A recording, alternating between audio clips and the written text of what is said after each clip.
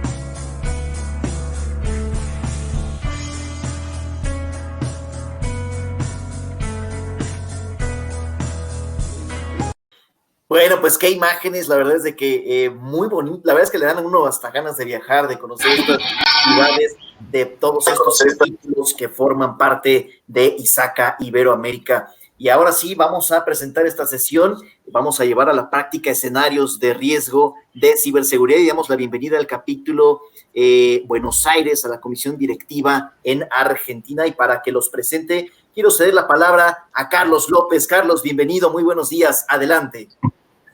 Muchas gracias, Sergio. Buenos días a todos los asistentes. Buenas tardes a todos los que nos siguen desde Europa. Y bienvenidos a esta ya tercera sesión de este Congreso de Ciberseguridad, un desafío que trasciende fronteras, que por fin ha podido ver la luz después de mucho esfuerzo entre los 25 chapters de habla hispana de ISACA a lo largo de todo el mundo. Solamente quería puntualizar que hay un viejo proverbio que dice que un mar tranquilo nunca hizo un buen marinero. Y seguro que en estos tiempos adversos, estos tiempos de crisis, estos tiempos donde todos tenemos que reinventarnos, ha visto la luz una iniciativa como este congreso, que espero que siga desde muchos años, y desde el capítulo de ISACA en Valencia seguro que seguiremos apoyando. Y ya sin más preámbulos, si me permiten, les presento la primera de las charlas para el día de hoy, donde vamos a hablar de gestionar riesgos en el cloud. Y para ello vamos a hablar acerca de gestionar riesgos en el cloud. Llevemos a la práctica escenarios de riesgo de ciberseguridad. Tenemos el inmenso honor de contar en la primera de las charlas, con Héctor Calderacci y con Eduardo Ritegno, que son de la comisión directiva del capítulo de Buenos Aires en Argentina. Si me permiten, les hago una presentación del amplio currículum que tienen, y a modo de resumen, Eduardo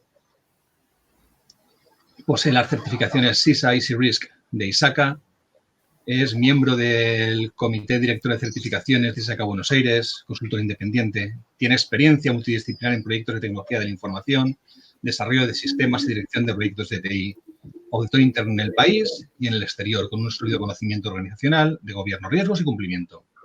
Ha sido responsable de auditoría interna de TI, gerente de sistemas del Banco Nacional de Argentina, director de COELSA, asesor de dirección de BNA. Ha estado integrado tanto en COVID-5 como en Risk IT 2019, muy involucrado en el entorno de la certificación C-Risk, donde ha llevado el caso de negocio para la certificación en español, miembro del Comité Internacional de C-Risk de 2011 a 2016, donde es revisor del examen de C-Risk, líder del equipo de traducción de C-Risk al español, y es el presidente electo del capítulo de Buenos Aires de ISACA para el nuevo periodo 2021. Tiene una amplia experiencia en estudios universitarios, licenciatura en investigación operativa, análisis de sistemas por la Facultad de Ciencias Físico-Matemáticas de Argentina, especialización en dirección de proyectos de desarrollo de sistemas en Japón, MBA por el Politécnico de Cataluña en España, especialización en finanzas corporativas por la Universidad de George Washington en Estados Unidos, así como un Program on Negotiations en Harvard Business School en USA también. Gracias, Eduardo. Y, si me permiten, Héctor, gracias. Es el vicepresidente del capítulo de ISACA Buenos Aires. Cuenta con las certificaciones CISA, CISA MC-Risk de ISACA, instructor acreditado por APMG para los cursos de preparación de exámenes de estas certificaciones. Además, en la certificación ITV3 Foundation, y se ha formado como Lead Auditor de ISO 9000, especializado en gobierno, de riesgos y controles de TI. Tiene una comprobada experiencia de trabajo en relación de dependencia y en forma independiente sobre el gobierno de TI en diferentes industrias. Constructor de marcos y procesos internos como COVID, ISO, ITIL, NIST, PD, PCI, DSS, etc. Es profesor del capítulo de ISACA Buenos Aires, en la Universidad Pública de Salta y en la Fundación Libertad Rosario, todos en la República Argentina. También es expositor en universidades, asociaciones de bancos y entidades de gobierno nacional de la República Argentina. Asimismo, es expositor en capítulos de ISACA Latinoamérica y participante activo en grupos de discusión de riesgos de ISACA. Eduardo, Héctor, cuando queráis. Muchas gracias. Muchísimas gracias. Es un honor para nosotros, como Capítulo Buenos Aires, que nos hayan dado la oportunidad de dar esta ponencia. Y bueno, vamos a comenzar con la presentación, poniendo en pantalla, si lo están viendo, la agenda de la charla, que incluye una introducción a la bibliografía que se ha utilizado, los principios de gobierno en ciberseguridad, la identificación de riesgos de ciberseguridad, que va a incluir una encuesta en menti.com, por lo cual le pedimos que si se pueden ir agendando un dispositivo móvil o una pestaña adicional en el navegador para ingresar a Menti, el código que le vamos a proporcionar, nos encantaría que exista una participación interactiva por parte de ustedes. Luego vamos a describir 3 escenarios de riesgo en ciberseguridad basados en el modelo RIS-IT 2020. Y vamos a hacer un mapeo de los marcos de trabajo y las normas relacionadas con COVID-2019, que es la edición más reciente de COVID, y a conclusión, un redondeo de toda la charla que tendremos junto con Héctor Calderazzi. Sin más, comenzamos mostrando cuáles son los marcos de trabajo que se han utilizado para esta charla. Básicamente, RIS-IT Framework y RIS-IT Practitioner Guide es la nueva edición de gestión de riesgos que ha salido al mercado en este año 2020 por parte de ISACA, que actualmente se encuentran en idioma inglés y están en vías de traducción al idioma español, y es la renovación de la versión anterior del año 2009. Y luego COVID-2019 se han utilizado los procesos de objetivo y de gobierno de gestión del manual más reciente que salió el año pasado. Y además, no figura aquí, pero se ha utilizado también el COVID-5 para riesgos y COVID-5 escenario de riesgo para complementar el cruce de información que se expondrá en los 3 escenarios de riesgo que trataremos en el día de hoy. Lo primero que queremos resaltar son los principios de gobierno de tecnología e información, tal como lo marca hoy el marco de ISACA, orientado hacia el marco de ciberseguridad. El primer principio está relacionado con obtener respaldos sostenibles de la alta dirección a las iniciativas en ciberseguridad. Esto es fundamental, dado que la interacción del gobierno entre lo que es la alta dirección y la gestión es fundamental y tiene que ser tratado a nivel de la organización como un círculo virtuoso. Es fundamental que la dirección respalde las iniciativas en ciberseguridad en la organización y estas iniciativas sean vistas como un proyecto de inversión para básicamente disminuir los riesgos a los cuales está sujeto la organización en un entorno altamente cambiante. Luego es importante dentro de este círculo virtuoso poder focalizar el modelo de determinación de estrategias y la toma de decisiones. En este caso, es fundamental tener un acercamiento basado en riesgo que puede determinar de alguna manera cuáles son las estrategias necesarias para mantener el riesgo dentro de lo que se llama el apetito de riesgo organizacional. Es importante tener el concepto de riesgo y de universo de riesgo cuando hablamos de riesgos a los cuales está sujeto una organización, dado que el riesgo conocido y el riesgo no conocido, ambos forman parte de lo que hoy se conoce como universo de riesgo. Pero que nosotros no conozcamos un riesgo no implica que la organización va a estar exenta de que un riesgo no conocido pueda materializarse y generar una disrupción. Por lo tanto, es importante, como más adelante lo va a tratar Héctor, efectuar un buen análisis de riesgo en función de diferentes técnicas que hoy están, digamos, en manos de los gestores y la gente experimentada en la empresa. Luego, lo importante dentro de este círculo virtuoso es poder ajustar el modelo a la necesidad de la organización y no a la inversa. Esto implica que si bien hay normas ya previamente establecidas, como por ejemplo la 38.500 en gobierno corporativo, o la ISO 31.000 en gestión de riesgos, o el mismo marco COVID, esto debe servir como un modelo, pero lo que necesita la organización es lo que se llama un traje a medida en función de los servicios y los procesos a los cuales tiene que ejecutar en forma diariamente para entregar un valor adicional al cliente de mano de lo que es la tecnología de la información debidamente gestionada. Es importante, por lo tanto, utilizar un enfoque práctico y operativo del modelo, justamente definido en estrategias que estén alineadas normalmente con los planes de negocio, sustentadas, como dijimos anteriormente, por la alta dirección en función de las iniciativas de seguridad que se estén buscando. Y finalmente, establecer metas cumplibles y alineadas con los riesgos identificados. ¿Esto qué significa? Que normalmente, cuando se gestionan proyectos en la organización, se identifican riesgos, los mismos pasan a formar parte de una cartera de proyectos que tiene que ser priorizada en función de las urgencias y las necesidades que plantea la empresa de cara a un ecosistema altamente cambiante como el cual hoy están sujetas las empresas en lo que es concretamente un ecosistema de atacantes que normalmente buscan hacer mucho daño y más que nada como protección de activos de cara a todos los riesgos de ciberseguridad a los cuales hoy nos enfrentamos y parte de lo que vamos a desarrollar en los escenarios que vienen a continuación. Normalmente esto es un círculo repetible, es un círculo de mejora continua y tiene que ser tomado a nivel de la organización como un círculo virtuoso. Bien, Buen día, buenas tardes para la gente que está en España, en Europa. La verdad que, en primer término, un agradecimiento, un gran saludo a mis colegas de toda Iberoamérica y mis felicitaciones por el logro de este gran congreso. Gracias, Eduardo. Ya les pasó el dato de que tienen que acceder a menti.com. Bueno, entonces acá hablemos de... Me toca preguntarle cómo identifican los riesgos de ciberseguridad. A ver, Eduardo les termina de comentar, de explicar de los marcos de referencia que hemos utilizado para esta exposición. Ahora, yo les comentaré mi visión de cómo identificar los riesgos de ciberseguridad, pero antes nos gustaría conocer su opinión. Así que vamos a ver si pueden participar de esta pequeña encuesta.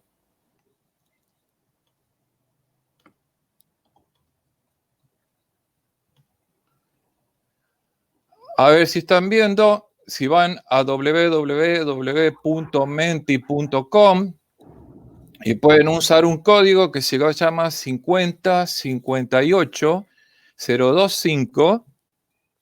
Si lo están viendo, vamos a poner en marcha un reloj. Perfecto, empezamos a recibir respuestas, muchas gracias. A ver, esto es un ejercicio que nos sirve, digamos, para identificar de qué forma estamos trabajando, con qué métodos trabajamos, de qué forma podemos identificar los riesgos de ciberseguridad.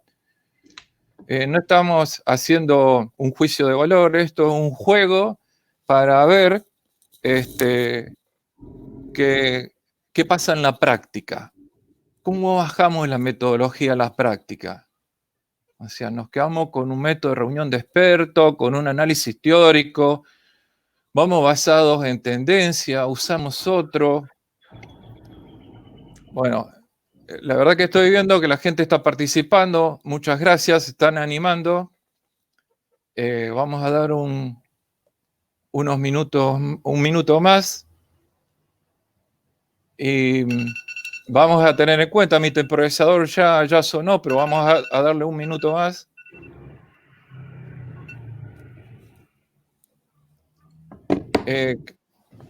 Veo que hay una mezcla de opiniones, reuniones de expertos, métodos basados en evidencia y análisis teórico y otros métodos. Perfecto. Vamos abriendo el panorama. Bien, fíjense que este tipo de análisis que estamos jugando ahora lo pueden hacer ustedes con su organización. Fíjense que hacer participar a la gente, como vamos a ver dentro de toda esta presentación, hace que uno no se quede cerrado con el tema, ¿no? Bueno, agradezco a los que están participando, pero en aras, digamos, de la presentación y para seguir con los tiempos de la presentación, en 9 segundos, 8, 7, ya estamos llegando al conteo, vamos a cerrar esta encuesta para seguir con la participación, con la presentación, perdón.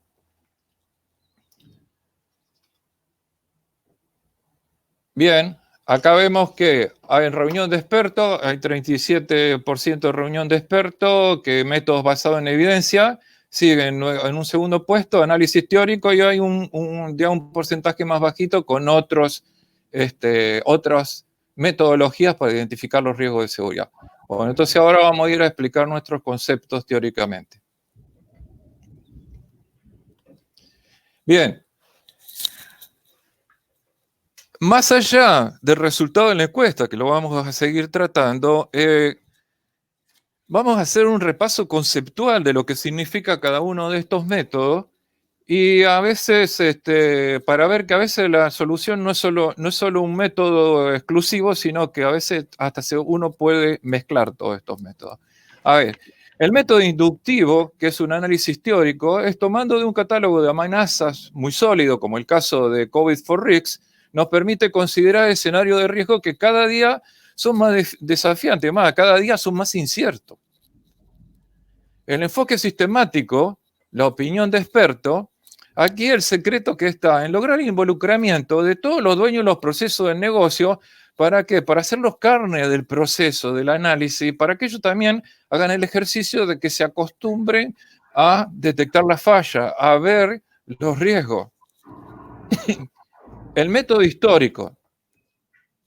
El método histórico, en mi opinión, sirve para sensibilizar a la dirección. Hoy por hoy, uno cuando va a la dirección, antes de invertir, antes de usar la billetera al director, ya no quiere saber de potencial y riesgo, de que le pongamos como el informe de la auditoría que dice eventualmente, potencialmente, se te podrá caer tal cosa. No, lo que quieren saber es con más certeza sobre la probabilidad y el impacto del incidente. O sea, ¿cuál es el desafío? El desafío es medir el riesgo, porque de hecho que el costo del control ya se conoce. Por ejemplo, ya sabemos cuánto vale un firewall de base de datos, por ejemplo, que vale bastante, pero en este sentido los resultados de las revisiones anteriores y principalmente lo que son los registros de los incidentes ocurridos, o sea, lo que son las lecciones aprendidas.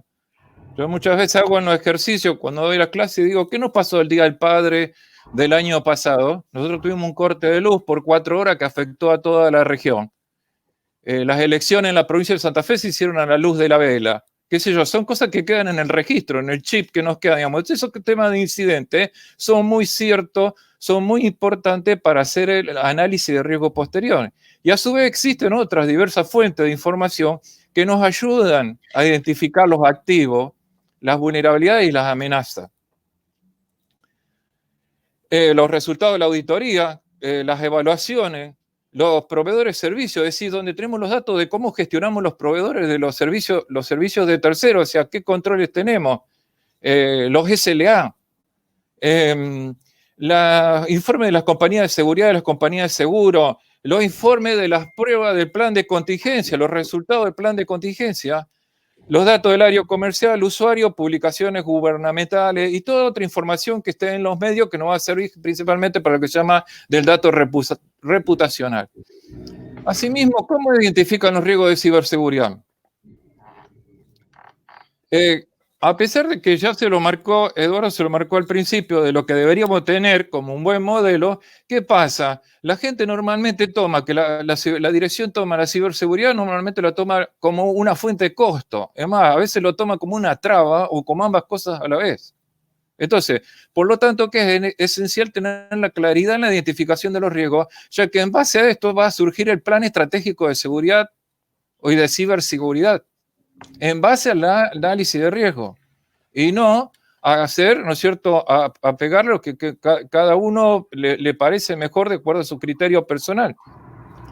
Ahora, en ese sentido, justamente nos pasa que existe una serie de errores o de desvíos cuando uno identifica los riesgos. ¿Qué pasa? A menudo estamos excesivamente confiados en nuestras propias capacidades, o sea, sobreestimamos de que somos... como es que tenemos exactitud en la identificación y nos podemos llevar, o sea, dejar de lado el peso del riesgo de ciberseguridad, por ejemplo. También nos suele pasar que basamos los resultados futuros únicamente anclados a lo que pasó en el pasado y no nos movemos de ahí. O sentimos más cómodos aferrándonos a lo que ya conocemos, ese estado del sesgo del status quo, que no nos movemos porque estamos cómodos con lo que sabemos. No nos vengan con otra historia. O nos sentimos más cómodos, tenemos el tema de la contabilidad mental, donde, ¿no es cierto?, parece que el dinero de un sector vale más que el otro, si es el mismo monto. Y al instinto de reunión falsa, de que parece que nos reunimos, no nos reunimos, o el falso consenso, que es más delicado todavía, que sobreestimamos, o sea, hacemos una confirmación de nuestro sesgo en la medida que otros comparten nuestras opiniones, que pueden estar erradas.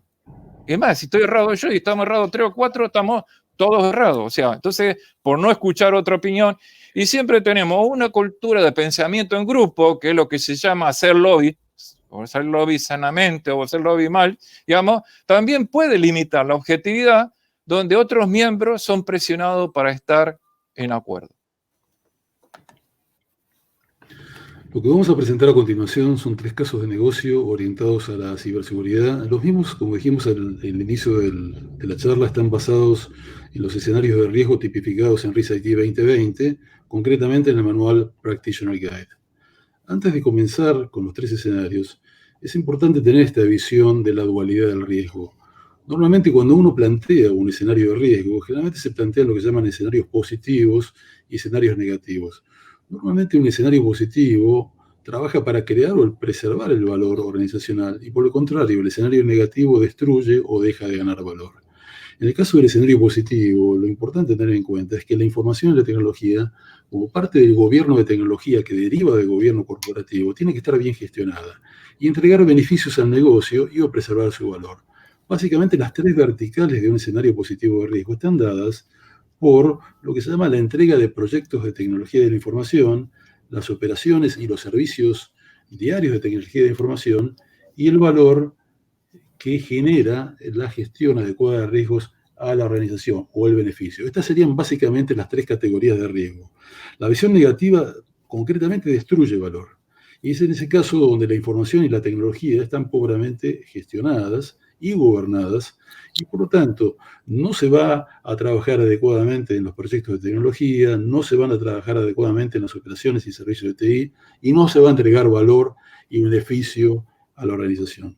Concretamente, los tres casos de negocio que vamos a presentar son los siguientes, y vamos a comenzar con el caso de negocio 1, que es un caso de ransomware y operaciones de TI.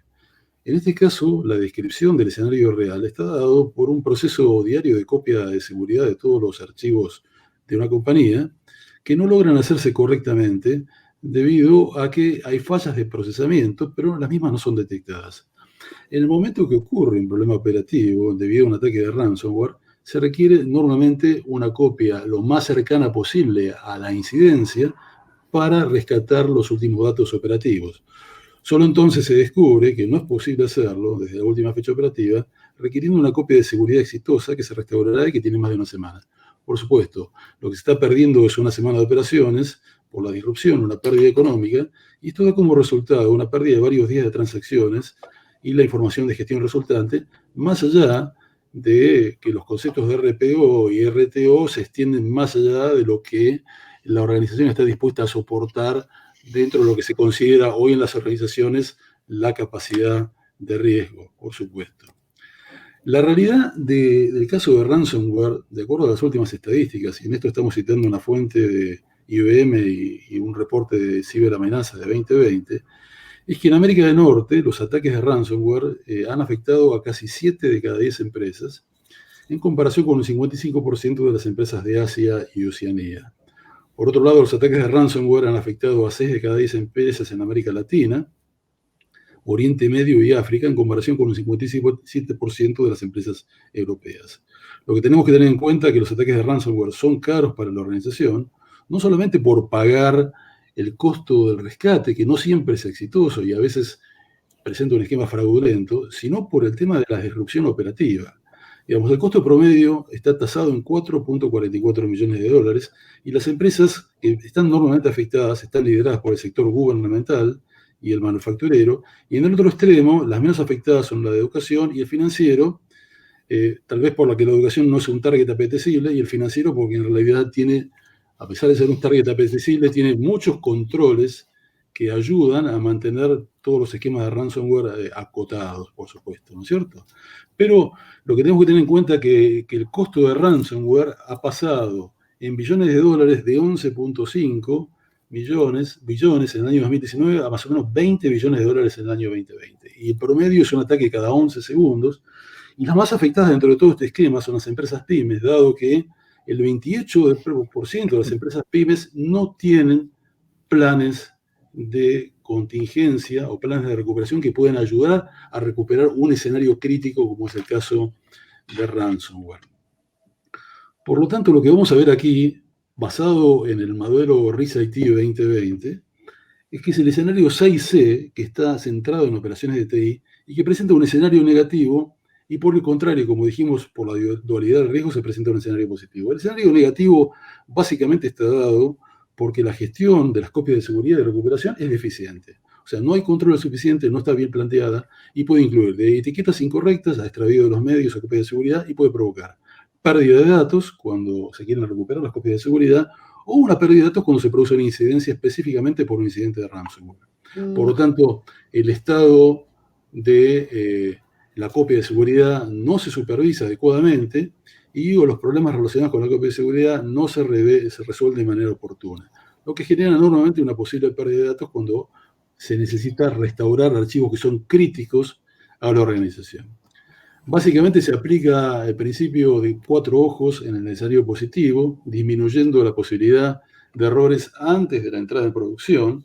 Esto es el principio de control por oposición, normalmente, o de separación de funciones, y se mantiene lo que se llama un inventario de activos, de información, software, datos, soportes, responsables, ubicación, y se clasifica para identificar lo necesario, justamente para poder reanudar el negocio en caso de desastre o un incidente grave. Se realizan procedimientos de copia y restauración, se elaboran y se aplican procedimientos de copia y restauración, revisándolos anualmente. Mínimamente se deben revisar anualmente y con cada cambio importante en los activos de información como parte de la revisión que se hace de los planes de continuidad y de recuperación. Desde el punto de vista de COVID, COVID presenta varios componentes del sistema de gobierno para abastecer a un caso específico o un escenario específico. Lo que estamos tratando nosotros aquí es básicamente el componente de las estructuras organizativas como contribución para dar respuesta a la situación. El gestor de seguridad de la información es un personal clave, junto con el director de recursos humanos, junto con el jefe de operaciones de tecnología de información y el gestor de continuidad. Concretamente, el gestor de seguridad de la información es el responsable de la protección técnica de los activos y de la información como respaldo a un inventario de activos correctamente realizado y a los riesgos identificados y la valorización de los activos a nivel organizacional. El director de recursos humanos tiene responsabilidad en abastecer adecuadamente a la organización las expectativas con respecto al personal, manteniéndolo capacitado y manteniéndolo con algún plan de carrera que pueda alentar que el personal quiera seguir trabajando adecuadamente en la organización como aspecto fundamental y recurso fundamental, tomando en cuenta el valor del recurso humano. Luego el jefe de operaciones de TI es el responsable de la gestión del entorno operativo y el gestor de continuidad de negocio es el responsable de los planes de continuidad que, como dijimos antes, tienen que ser probados adecuadamente y rutinariamente junto con los planes de recuperación. Si tomamos el caso de COVID, COVID nos presenta ciertas prácticas de gestión, en el caso de COVID-2019, que dan apoyo al caso de ransomware.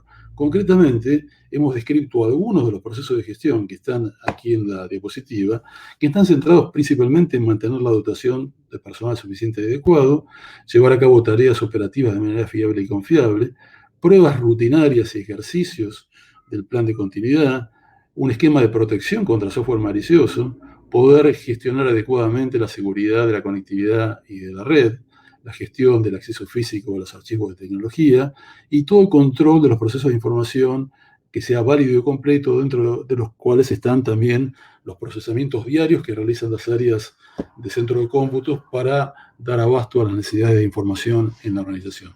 Todo esto está descrito ampliamente en el marco COVID, simplemente acá lo mencionamos, pero puede bajarse a profundidad todo lo necesario en el análisis del escenario.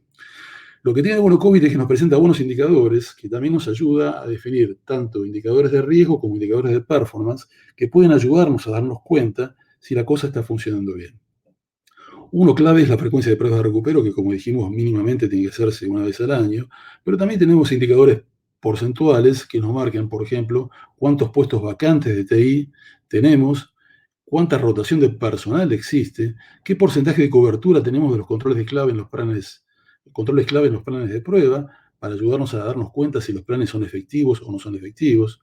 Y luego, desde el punto de vista de indicadores cuantitativos, podemos utilizar la cantidad de incidentes operativos, la cantidad de procedimientos no estándar, tomando en cuenta que un procedimiento no estándar es un foco importante de riesgo, dado que no está adecuadamente controlado a nivel de los controles de gestión, las pruebas de recuperación que no han logrado los objetivos de recuperación, el número de ataques de malware, las brechas de firewall, los números de incidentes de seguridad física y los hallazgos de auditoría con fallas en controles, que es un input muy importante para el gestor de riesgo en el caso del análisis ex post que hace la auditoría dentro de sus ciclos de evaluación. Si nosotros vamos a las gestiones detalladas, básicamente Lo que tenemos que tener que trabajar en las organizaciones es un plan de respuesta a incidentes proactivo y no reactivo. Concretamente, los planes de prueba reactivos son planes que esperan a que ocurra el incidente para empezar a ver cómo se lidia con el incidente. Y esto no ayuda a la organización, no ayuda a que se pueda responder, digamos, eficientemente de cara a una disrupción y genera normalmente disrupciones prolongadas. Los incidentes simulados o las pruebas normalmente son la mejor manera de poder mitigar el daño, dado que se puede detectar y contener el incidente lo más rápido posible. La mejor manera de hacer esto es probar rutinariamente su plan de respuesta a incidentes para ver justamente cómo las personas dentro de la organización responden a un incidente simulado y poder ser lo más efectivos posibles. En el caso de recuperación de datos, es importantísimo poder recuperar los datos y las aplicaciones obteniéndolo de una copia de seguridad lo más reciente posible, que no haya sido afectada por el incidente, no como el caso del escenario que estamos presentando, aunque normalmente en las empresas no siempre eso es posible y a veces sucede que no existen ni siquiera planes de recuperación, como mencionamos en el 28% de las empresas que forman parte de este ecosistema que ni siquiera tienen planes de recuperación adecuados. Dentro de las soluciones de gestión de riesgo existe lo que se llama la transferencia del riesgo, normalmente se hace a través de seguros, y esto está respaldado por políticas organizacionales y cada vez más las empresas están transfiriendo algunos de sus riesgos cibernéticos a compañías de seguros mediante adopción de políticas contra brechas o contra ataques de ransomware y realmente se debe considerar esta posibilidad en el caso que se necesite cubrir financieramente en la empresa los ataques de ransomware. Bien. Ahora vamos a un caso de negocio 2, o sea, a una denegación de servicio. El escenario de riesgo aquí sería que un grupo de hackers toma el control del sitio de negocio a partir de un sitio web que logran violar un perímetro, penetrar en la red de la organización y que luego introducen malware que destruye los servidores y da como resultado un ataque de denegación de servicio exitoso que niega a los usuarios el acceso a las aplicaciones. Concretamente, se cae el negocio. Las ventas no se pueden procesar a través del sitio web de la empresa, causando una disrupción prolongada y una pérdida de ingreso y daño reputacional.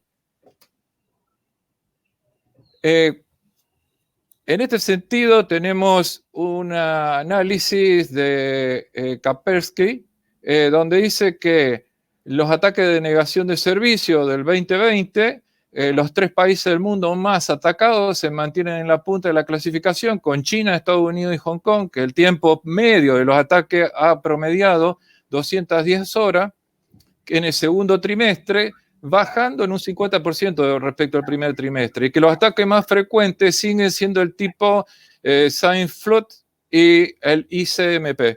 Así, para no entrar en detalle, como hacer honor al tiempo, pero acá tienen unos datos de que cuál es la tendencia con los ataques de negación de servicio. Este escenario de denegación de servicio, nosotros lo relacionamos con en ITIC RICS Practitionary hay un escenario que se llama 10B y dice amenazas internas y externas de seguridad, o sea, hacker, malware, etc. Y tenemos como un escenario negativo la interrupción del servicio, digamos, como algo genérico, es la interrupción del servicio que se produce debido a un ataque de negación de servicio. Y como algo muy específico, es el ataque distribuido de negación de servicio, da como resultado la degradación del rendimiento de un sitio web empresarial clave. Ahora, ¿cuál es el escenario positivo? El escenario positivo sería que la infraestructura de TI se protege de forma apropiada a través de firewall, monitoreo continuo de la red para asegurar la ejecución de las actividades diarias. Bien. Ahora, ¿qué se necesita como componente de un sistema de gobierno, estructuras organizativas para contribuir, para dar respuesta a esta situación? Y vamos a necesitar de puestos clave como son la gestión de la seguridad de la información, el jefe de operaciones de tecnología, gestor de servicio y jefe de arquitectura de seguridad.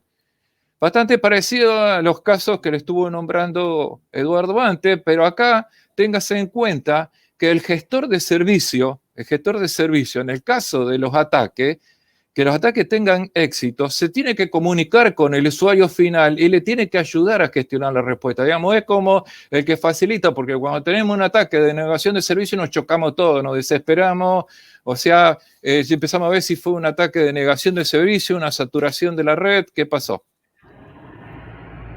Bien, y relacionando este tema con las prácticas de COVID, encontramos de que tenemos 4 objetivos de COVID, 4 objetivos de control, donde están, digamos, de alguna forma, serían las prácticas de gestión que podrían mitigar y ayudarnos a resolver estos problemas de negación de servicio. En general hay 2 prácticas que están relacionadas con lo que es la parte de planificación, que es el APO 1301 y 03, que es concretamente establecer el sistema de gestión de seguridad de la información y su supervisión y revisión continua. Y después tenemos una serie de tareas que son de soporte, esas 5 tareas que son de soporte, que es el DS01, 03, 43, 52, 54 y 57, que es supervisar la infraestructura de TI, desarrollar e implementar la respuesta del negocio, la seguridad de la red, gestionar la identidad del usuario, el acceso lógico, y supervisar la infraestructura de los eventos relacionados con la seguridad. Bien, pero como decía Eduardo, COVID también nos da este tema de medir los indicadores, de medir el grado de madurez del proceso, de la gestión, de cómo lo estamos llevando adelante. ¿Y cómo podemos medirlo? Bueno, ¿qué podemos hacer para medir esta gestión? Y la frecuencia, revisar la frecuencia, contar la frecuencia de las revisiones de seguridad. Medir el nivel de satisfacción de toda la organización con respecto al plan de seguridad de la información. Medir en porcentajes los eventos que son operativos críticos cubiertos por los sistemas de detección automática. O sea, ¿cuántos? Yo tengo un sistema que es un sensor y este sensor me está tirando falsos positivos o está realmente levantando temas que son críticos. De activos de TI monitorizados según su criticidad. También puedo contar el número de incidentes que son causados porque no se adhieren al plan de seguridad, de sistemas críticos que no están cubiertos en el plan de contingencia, o en el Business Continuous Plan, o sea, el de continuidad de negocio, que mi experiencia, los sistemas críticos son alrededor de un 20-25%, de 100 procesos que tiene una organización, 20 serán los críticos. De las brechas de firewall y los tiempos de caída de red, acá me hago una pregunta, es decir, ¿quién sabe la cantidad de reglas que tiene cada firewall? Un firewall de extranet, un firewall de intranet, ¿cuántas reglas tiene y cuáles son las brechas? Si no sé la cantidad de reglas y cómo están definidas, no voy a saber cuáles son las brechas. ¿De cuántas de usuarios? De acceso no autorizado. O sea, también debería medir los intentos de acceso. ¿Por qué? Porque me dan tendencia. El riesgo, lo que tengo que medir, los indicadores de riesgo son tendencia. Bien, ahora, si yo tengo que gestionar, más allá de la medida, bajar a detalle y gestionar este caso de negación de servicio, primero tengo que tener un esquema de preparación. ¿Cuál es el objetivo? Establecer los contactos, definir procedimientos y recolectar información con el fin de ahorrar tiempo durante el ataque, que no nos choquemos, que tengamos las cosas más claras. Bueno, nos contactamos con el proveedor de Internet en primera forma y tratamos de conocer los servicios que ofrece para saber para qué, para mitigar posible ataque de denegación de servicio. Y tenemos que contratamos conexiones redundantes de Internet y definimos lo que se llaman las líneas de contacto con el proveedor y la justicia también para asegurarnos de usar una comunicación que esté fuera de la banda o, por ejemplo, un celular. Creamos lo que se llama la lista blanca de la IP, de los protocolos, y para que tiene que estar priorizado durante el enlace y tratamos de colaborar con todas las áreas de negocio y financiera. Ahora, estamos preparados, pero después tenemos que saber cómo identificamos cuando es el ataque. Entonces, el objetivo es detectar el incidente lo antes posible. Es entender el flujo lógico de lo que es un ataque de DOS y, de alguna forma, es determinar si el objetivo principal del ataque es uno o es una víctima colateral. Y ir siguiendo, revisar los logs de todos los servidores, los ruteadores, firewall, aplicaciones que están, digamos, involucrados en el ataque. Ahora, uno identificó el ataque. ¿Qué es lo que tiene que poner? Paño de agua fría, contener. ¿Cómo es contener? Entonces, contener es el objetivo de mitigar los efectos del ataque. Tratar de volver el ambiente a la normalidad. Entonces, ¿cómo se contiene? Una vez identificado el ataque, que el objetivo es mitigar, digamos, el ataque en el ambiente informático, hay que ver si el cuello de botella es una característica particular de una aplicación o en qué parte, en qué capa está. Esto se logra mediante un conjunto de medidas para resistir o mitigar, digamos, de alguna forma el impacto del ataque en las redes conectadas a Internet mediante la protección de redes de destino y de retransmisión. Bien, ahora, si vamos a la remediación, una vez que contenemos, tenemos que remediar. Ahora, para remediar, o sea, solucionar la causa de alguna forma, el objetivo es tomar medidas para detener la condición de la denegación de servicio. Y en ese sentido, aquí nos ponemos en contacto con el proveedor de servicio de Internet para aplicar las medidas correctivas, como ser la filtración de servicio a nivel Tier 1 o Tier 2, digamos, según se trate, que sea un proveedor de Internet de nivel superior o regional.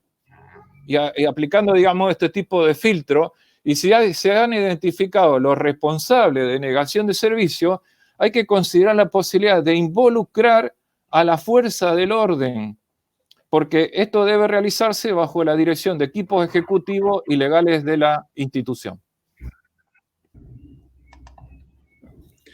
El tercer escenario responde a un caso de negocio de divulgación de información sensitiva. La descripción del escenario está dado por una compañía sanitaria que contiene fuentes informativas y documentos confidenciales que están resguardados de acuerdo con la normativa vigente atinente a la industria, pero se da el caso de un asistente de oficina de la compañía que crea un correo electrónico que contiene datos identificables personales, lo que se conoce como PII, de un paciente con exposición política, donde se detallan las condiciones médicas y lo envía a una lista de distribución de correo electrónico incorrecto por error.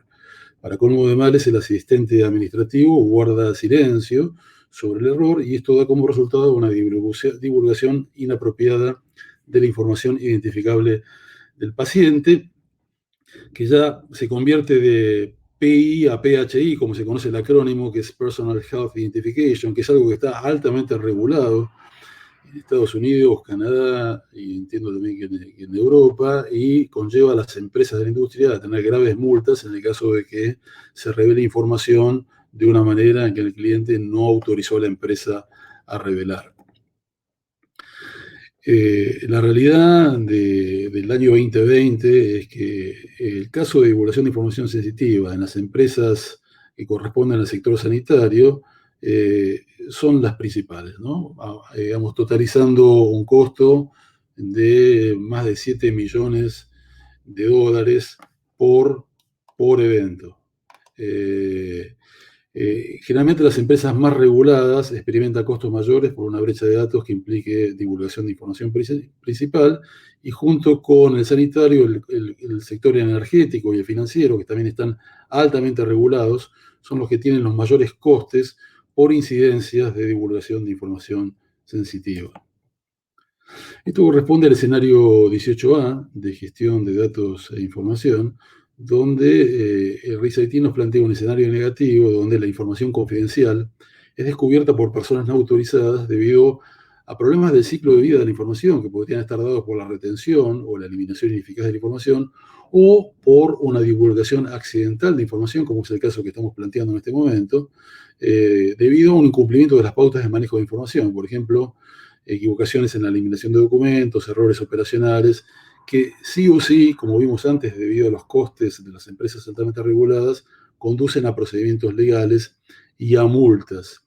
Por el contrario, un escenario positivo está dado por una política adecuada de retención de datos, que es actualizada regularmente, y se avala el cumplimiento estricto a todo el personal, desde el punto de vista procedimental, y desde el punto de vista cultural y ético se alienta en forma continua a los empleados a actuar como embajadores de la cultura y buen comportamiento de la empresa, incluyendo lo que son las prácticas para el manejo de la información sensible.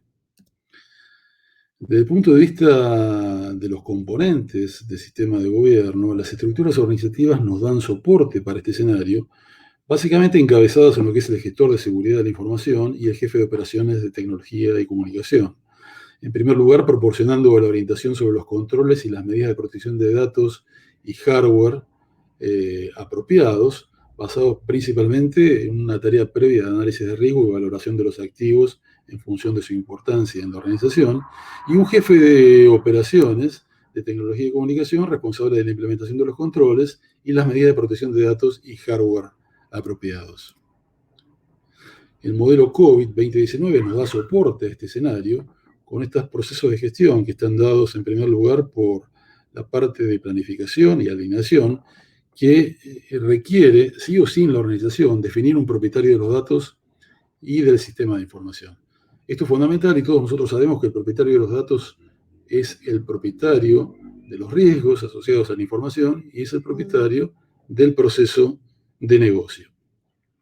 Por otro lado, nos requiere definir y mantener requisitos funcionales y técnicos de negocio asociados a lo que es la protección de información, realizar procedimientos operacionales, hacer un ejercicio continuo del plan de continuidad, hacer un ejercicio continuo de la gestión de acceso físico a los archivos y activos de tecnología de información, mantener una adecuada gestión de la documentación sensible y la salida de dispositivos, en el caso de que los dispositivos estén asociados a datos que se transportan de un lugar a otro porque hay necesidad de movilidad en la información, y asegurar de la mano de esta movilidad la trazabilidad de los eventos de información y su contabilización. Los indicadores que nos provee COVID, básicamente, a nivel porcentual, son, por ejemplo, qué cantidad de activos de datos han tenido dueños bien definidos. O sea, esto es parte de la valoración y del inventario de activos de la organización específicamente orientado a lo que es protección de información. La cantidad o el porcentaje de elementos de información que hayan sido clasificados. Desde el punto de vista de desarrollo, los requisitos reelaborados por falta de alineación con las necesidades de la empresa, dado que estos son errores funcionales que después conllevan errores técnicos y fallas procedimentales y operativas. Porcentaje de documentos sensibles e identificados en el inventario, de acuerdo a su importancia, que requiere permisos especiales a nivel lógico y protecciones adicionales. Y desde el punto de vista cuantitativo, por ejemplo, cuántas pruebas de recuperación han tenido objetivos logrados en función de las pruebas que se hacen rutinariamente, mínimamente una vez al año, tanto de recuperación como de continuidad operativa, el número de incidentes causados por problemas operativos y el número de procedimientos no estándar ejecutados como un foco principal de riesgo, dado que lo que no está estandarizado, no está controlado, no está medido, este es un foco de riesgo y lo que hay que evitar a nivel de la organización. O sea, hay que tratar, en el caso de información personal, minimizar al máximo posible las excepciones. Y por supuesto, una vez que se produce la materialidad, cuáles son los casos de datos de transacciones sensibles enviados a un destinatario erróneo, que eso inevitablemente lleva a la empresa a un problema legal y financiero. Si tomamos en cuenta las gestiones detalladas normalmente, lo principal es que haya una política organizacional y se debe definir un documento de política que considere los criterios básicos que normalmente deben estar alineados con las leyes locales, en el caso de la Argentina, la Ley 21.526, y a nivel internacional toda la normativa relacionada a GDPR, y también alineados a la industria, ¿no es cierto? Principios básicos de materia de data incluyen provisión de datos sensibles, recolección y almacenamiento de datos, consentimiento por parte del usuario para obtener los datos y las posibles excepciones que se den a una autorización previa expresa del titular de los datos en el caso de información sensible. En el caso de los principales lineamientos de gestión, es importante tener en cuenta que los datos sensibles solamente pueden ser recolectados y ser objeto del tratamiento cuando medien razones de interés general autorizadas por la ley o por la normativa. Y podrán ser tratados por finalidades estadísticas o científicas cuando no se identifique a los titulares. Simplemente el dato. O sea, la información del titular debería estar enmascarada y no debe hacerse recolección de datos por medios fraudulentos o desleales, en forma contraria a lo que dispone la ley o la normativa, y normalmente los datos utilizados en el tratamiento de información no pueden ser utilizados para otra finalidad que no sea la que haya recibido un consentimiento previo del dueño de la información o del usuario. En este caso, como parte del ciclo de vida, los datos deben ser destruidos cuando hayan dejado de ser necesarios o pertinentes a los fines a los cuales hubieron sido recolectados originalmente. Bien, y otros frameworks y normas, es decir, si bien tuvimos en cuenta los frameworks de COVID for Risk, de IT Risk Practitionary y de COVID 2019, otros frameworks y normas que se usan como complemento a las publicaciones ISACA en materia de riesgo, gobierno y ciberseguridad que podemos mencionar. Por ejemplo, para mapear el ejercicio de prueba y revisión del plan de continuidad de negocio, puedo enlazar directamente, que está en el sitio del NIST, el Cyber Security Framework. Puedo ver que el objetivo es la 27001, 27002, existe la punto concretamente la 17113, que el control dice sí, que la organización debería verificar los controles de continuidad de seguridad de la información. Esto me puede dar más información. Esto puedo mapear con NIST, que es, si es una infraestructura crítica, que es gestión de riesgo, el control ISC5, con el SysControl, con el ISC19, que me va a decir prácticamente lo mismo, con otro nivel de detalle, o concretamente para la nube, lo que es el ambiente de CSA o Cloud Security Alliance. También me va a hablar con otras precisiones, o me va a mapear con la norma ISO 27017, que son las directrices de seguridad de la información en la nube, o la 27018, que es la directriz sobre privacidad de los servicios de computación en la nube. Y todo esto mapea concretamente con los métricas, con las métricas de COVID, que pueden dar la frecuencia de las pruebas y el número de los ejercicios de las pruebas que han sido satisfactorias. Bien, y para concluir, ya que nos quedan 2 minutos nomás, lo importante es que el contexto de ciberseguridad y el ecosistema en el cual trabajan las empresas es totalmente cambiante y cambia en forma permanente, y las amenazas son cada vez más imprevisibles. Una demostración que hicimos nosotros, como lo que es la utilización de los marcos COVID y RIS-IT, nos permiten ayudar a enfocarnos en el gobierno de los riesgos, y este enfoque, si bien está basado en los controles básicos que presenta los manuales y el marco de trabajo, pueden ser ampliados para desarrollar casos de negocio adicionales. Igualmente, vale la pena recordar que para identificar correctamente el riesgo, uno de los desafíos más importantes es identificar a las partes interesadas clave en el escenario de riesgo, como dijimos al principio. Y de hecho, el riesgo de la ciberseguridad es de la organización. No nos quedemos en lo personal, porque un gobierno efectivo de riesgo asegura que las prácticas de gestión de riesgo estén completamente integradas a la empresa. Bueno, y con esto estaríamos terminando la presentación. Desde ya, muchas gracias en nombre de ISACA Buenos Aires, a Daxi. Ha sido un honor para nosotros participar en este importante congreso. Bien, pues muchas gracias a todos. Les mandamos las preguntas que quedaron pendientes y nos vemos en la siguiente charla. Bueno, muchas gracias y buenas tardes. Gracias. Buenos días para todos. Gracias igualmente.